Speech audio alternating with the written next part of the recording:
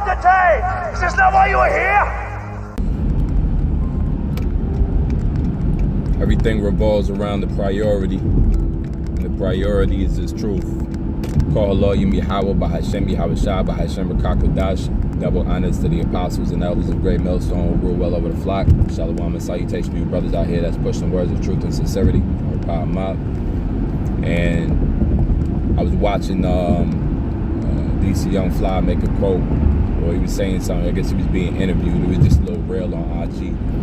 He said he was talking about being consistent and the difference between being persistent and how persistence will allow you to be consistent through trials, and persistence is being consistent when you catch a hell, or persistence is being consistent when you're going through something heavy. And you're definitely going to need persistence, because as the scriptures let us know and foretell us, there will be plenty of calamities to come. All right, and many of those afflictions we're going to have to march right through, right? Where it tells you in Zechariah 13 and 9, it tells you, I shall send them through the fire of affliction. I believe 9 or 10. We shall go through the fire of adversity, fire of affliction. And so, you know, the Lord's going to bring us through that, which is these different calamities, this different hell, mental, physical, emotional, all right, financial hells we're going to go through. That's just going to be a part of this existence, right? Scriptures tell you a man's, when he's born, his days are full of evil, I believe it say, in Job 14. Something along them lines. As soon as he's born, his days is full of trouble. All right, and so trouble is something that you adapt to, and you still got to be able to manage. You still got to be able to pull through, regardless of the tribulations, right? As traumatic as they may be, always keeping in mind what Yahweh Shai had to go through, right? So the key to being able to continue on in the midst of all your troubles and traumas and situations and heavinesses that you have is to remain focused, right? And do what you're supposed to be doing at all times, because which is your job and your duty and your tasks as to teach. 2 Timothy 2 and 15 says, study to show thyself approved of Yahweh, unto Yahweh. So a lot of our what we do consistently in our drive is to be approved unto the Father. So studying, being a studious member of the Lord, a member of the body, being studious comes along with that. All right, you make time for, you don't make time for studying, you make time for everything else. Studying is a key objective. Everything else, whether it be the Super Bowl and football, whether it be basketball and sports, whether it be weightlifting and jogging and exercising, everything else is you make time for. Family, you make time for. But the main objective and priority is always going to be things that are approved unto Yahweh. So it says studying, and a workman that needeth not to be ashamed. And we know that there's a cutoff time, right? And there's a beautiful thing that is a cutoff time in this truth, because they say good ideas come from desperation and deadlines, right? And so when you're catching your hell and there's a cutoff time, you're going to have the best ideas, meaning your mind is really going to be amplified, and it's going to start working for you. You know, your adaptability skills work for you in this truth. Your courage and your understanding and your wisdom and knowledge work for you in this truth. You should be able to use it appropriately, right? It says, rightly dividing the word of truth. So yeah, we're supposed to be studying and dividing the word of truth. Matthew 6 and 33 says, but seek ye first the kingdom of Yahweh and his righteousness, and all these things shall be added unto you. So priorities, right? Again, prioritizing this truth over all the rest of the things we have in this society. There's so many things to get caught up in, and that's the message, is that you have to remain, keep your eyes single, the scripture says. There's so many other things to be caught up in, and you gotta know how to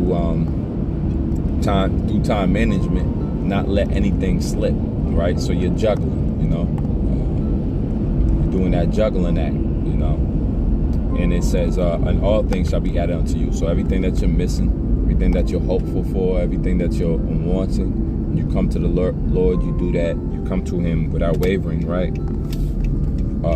Coming boldly to the throne, because you're asking of the things that you know that Yahweh Shem Yahshua will be able to provide.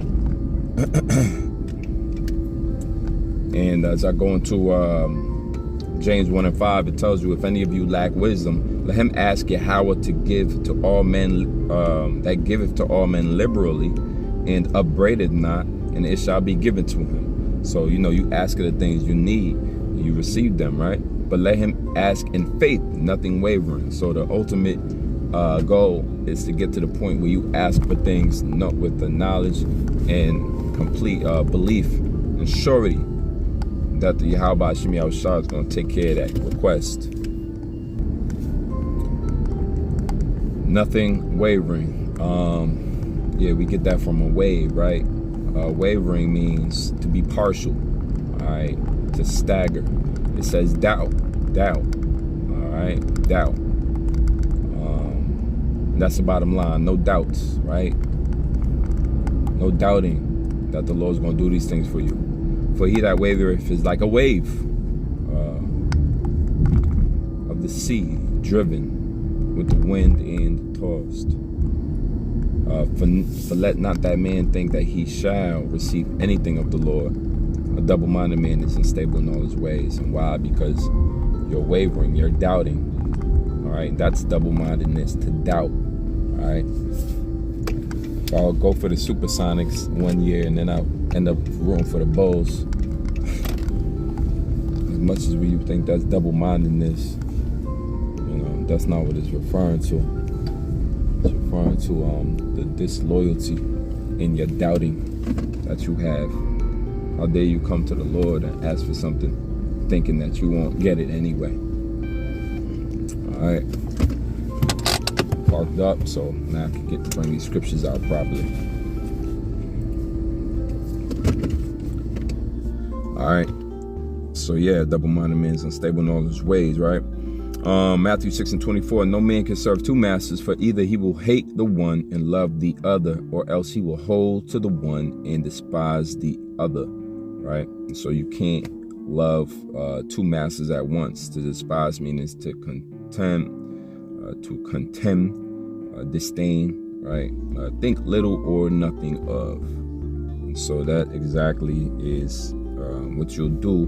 You try to love this world and love Yahweh at the same time. All right, the friendship of this world is enmity with the Father. So the Father is not with this world; He's with the kingdom, the heavens. All right, there's order up there where the angels take orders, and the messengers of the Lord go to and fro on the earth. They're sent. That eyes of, was that Amos 9? Out of the eyes of the Lord power upon this sinful kingdom. Israel is that sinful kingdom. So we also liken it to America, right? But he shall destroy it. He shall destroy it, but he will save. He will not utterly destroy the house of Jacob. All these prophecies must come to pass where the Lord just starts rooting out his people and starts judging them fastly and severely, for their disbelief, their disloyalty, and their lack of faith. Proverbs 4:25, let thine eyes look right on, and let thine eyelids look straight before thee. When you look at that word, right on, it says directly in front of forward. All right, forward marching, forward thinking, forward steadily marching forward toward your calling and election. Towards the front of, so, that whole spirit of looking back, not unless you're repentant, which is to look back and feel sorry for, or back sorry again. You don't look back, you look forward. That's why as they say in the world, your rear view mirror is only so big. That's because you're just supposed to glance at it. You don't stare at the rear view mirror.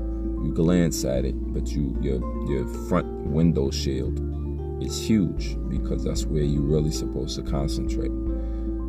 All right. Let thine eyes look right on, and let thine eyelids look straight before thee. So that's talking about staying focused on the objective here. All right. Staying focused on the objective here. All right. It says be upright for that word. Yashar, upright. Also straightforward.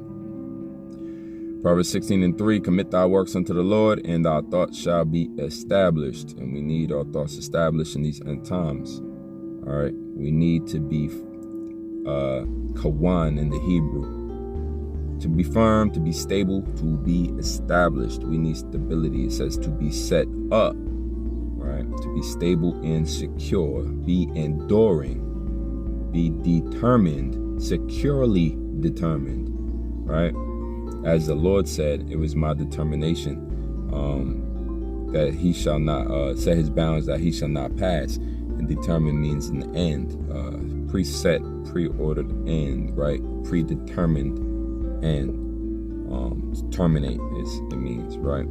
So there's an ending to this society. There's an ending to this rulership, but there's also a forward marching and a steadfastness about brothers that we need to constantly endure whatever hardships, endure hardness as a good soldier. The scriptures say steadfastness means the quality of being resolutely or dutifully firm. And duty goes back to your job, your tasks. So when it comes to your job, you're firm on. Here goes this situation that had, imagine EMS workers, when things get real rough, their job is to remain calm, stable, right, and firm.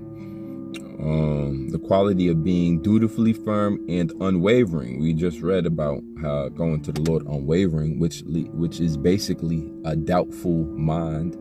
When you're doubting the Lord, when you're double-minded, you're doubting, and you're unloyal, disloyal to the Lord, is to doubt him in his deliverances and his power. So you have to have a certain type of calm in the storm, and that's when you know that you're being steadfast, you're being chastened, but you're persevering, you're still looking forward, right? You're not cowering down and bowing out. It was something that just came to mind, and I'll just keep going. Isaiah 33:16. For wisdom and knowledge shall be the stability of thy times. Right? We need to be held up, upright, looking forward, determined on our job, dutifully responsible and unwavering. We need that in these days ahead. We all gonna need it. These tests and trials are exactly what builds you up. You go to the gym, you got to actually tear down to build up. You got to tear those fibers in your muscles in order to build them up with the proteins that you consume later on, right? Psalms 3:6. I will not be afraid of 10,000s of people that have set themselves round about. And so King David was very specific about the loyalty and the level of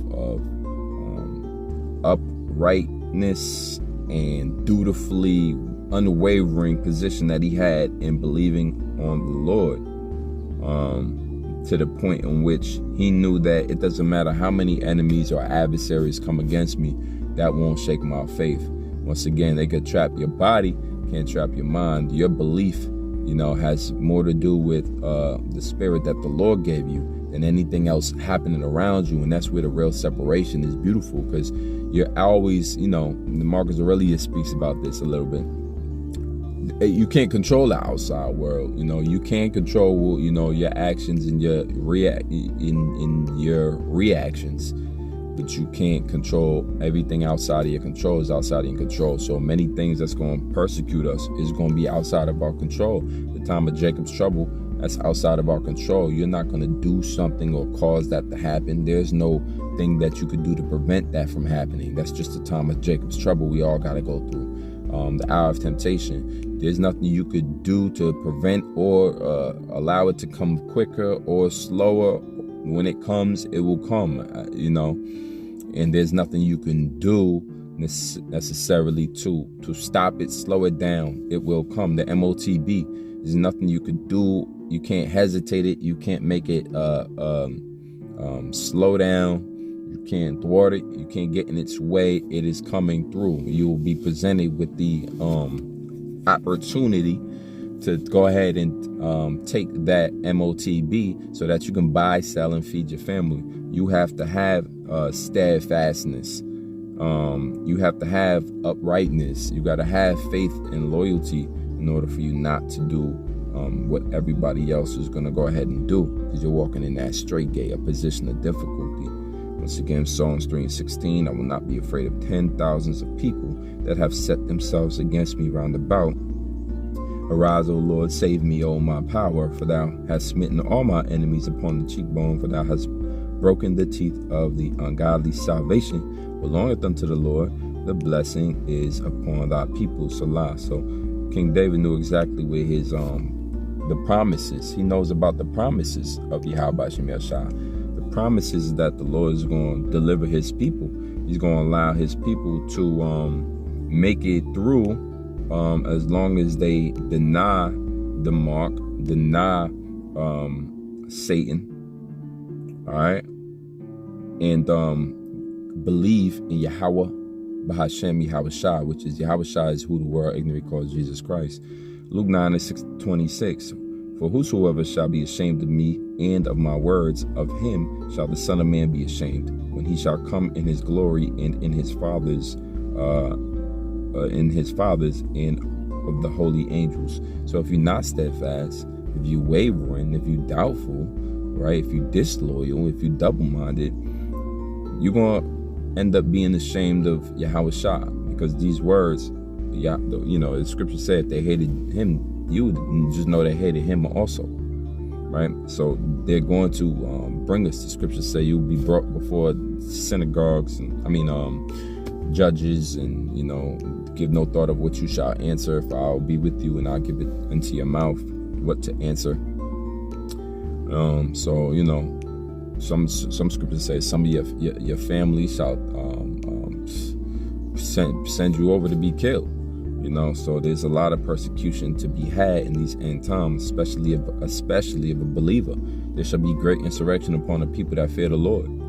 Right? The Lord's talking about stood so stiffly for the name. How are you standing stiffly if everybody has the same name and they all singing together hand in hand to the same name of so-called Jesus Christ, which that's not the name. That's why everybody, but Yahushua, that brings chills through people's, when you even Google it, it shows you that he's a so-called black man. All right? Which that image brings fear and cognitive dissonance to the people that see it, because they would rather not that the Lord look like a Negro, and it just sends chills up Esau's spine. And then 2/3 of our people just don't want to embarrass Esau. They don't want Esau to feel bad. They know where they get their food and their bread from, and they don't give the Lord Yahweh Shem Yahshua the credit that they're fed and clothed and have a roof over their head. They give Esau credit, right? And that's where they go wrong. Right, Matthew 10:32. Whosoever therefore shall confess me before men, him will I confess also before my Father which is in heaven. We're going to do that. Abarat Desire, that's the spirit now, man, because we're going to continue to do that. There really ain't no looking back in this society, man. That spirit of Lot's wife, pray that don't be on you and your family. Pray that you have steadfastness, that unwavering loyalty, without lack, with no doubt. Okay? Him will I confess also before my Father which is in heaven. We looking for that great and glorious day. It all comes into that time where we could just drink wine and share slaves with Yahushua in the kingdom and the brothers. So the Lord straight up wants to defend, but you have to be steadfast. You have to deal with the persecution. But whosoever shall deny me before men, him will I also deny my Father before my Father which is in heaven. The whole point is to allow yourself be obligated to stay in the course. Stay the course. You already found the course through the Spirit of the Lord. If you're watching this video, you found the course through the Spirit of Yahweh Shem Yahshua. You found the apostles, the elders, Great Millstone, or the brothers that come on the GMS. You found the course. You found the name. You found that the Lord has given that. Many are called, but few are chosen. You know, the Lord orders your steps, you know, right? Of course, the scriptures tell you,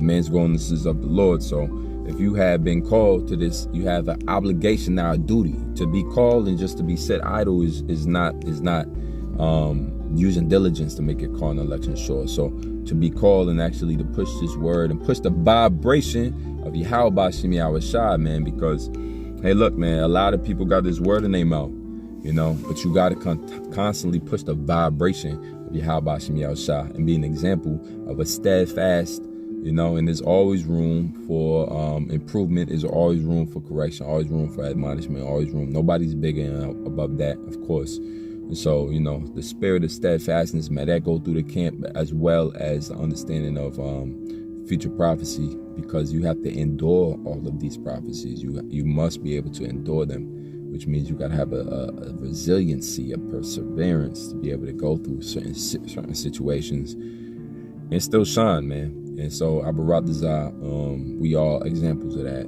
you know, one way or another. So Lord willing, this video is edifying. Till next time, shalom.